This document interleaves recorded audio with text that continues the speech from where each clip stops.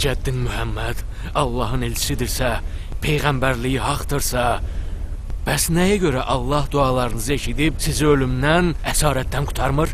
Axı siz peyğəmbərin övladlarısınız. Məyər İsa ibn Məryəm Allahın ona kitab verib mübarək etdiyi peyğəmbər deyildi? Bəs nəyə görə deyirsiniz ki, o dara çəkildi? Nəyə görə Rafael, Yohan və başqaları İsa'nın yaxın tərəfdarları olduqları halda zülmkarlar tərəfindən öldürüldülər?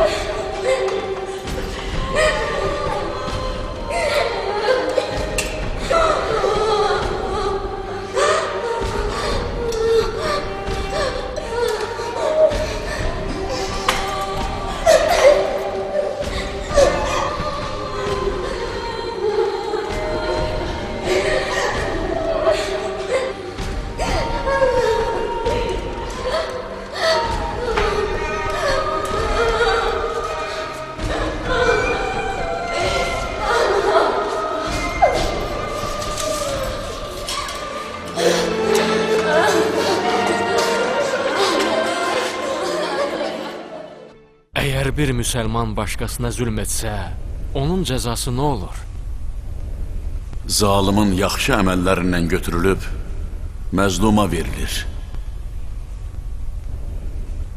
Birdən zalimin heç bir yaxşı əməl olmasa, Onda məzlumun pisliklərindən götürülüb, zalimin boynuna yüklənir. eşitmişik ki, sənin bütün rəftarın zöhdə əsaslanır. Zöhd nədir? Zöhdün ən yüksək dərəcəsi təqvanın ən aşağı dərəcəsidir.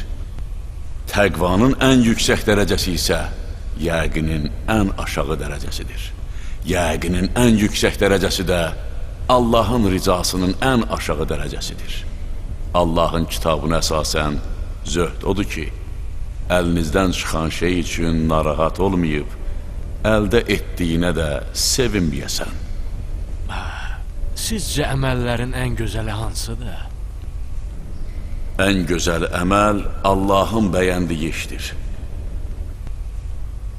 Allah və Peyğəmbəri tanımaqdan sonra ən gözəl iş dünyadan uzaq olmaqdır. Bunun isə bir çox növü var. Günahların da müxtəlif növü var. Allaha qarşı edilən ilk itaətsizlik təkəbbür olub. Onu da iblis etmiş, Allah əmrindən boyun qaçıraraq kafir olmuşdur. Sonra həsəd gəlir.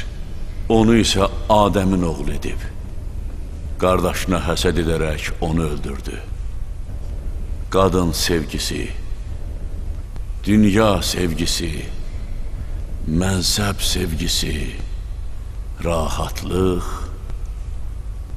danışıq, elm və mal-dövlət sevgisi də bundan irəli gəlir. Bu 7 xislətin hamısı dünya sevgisində cəmlənib. Hətta Peyğəmbər və alimlər buyururlar ki, bütün xətaların mənbəyi dünya sevgisidir.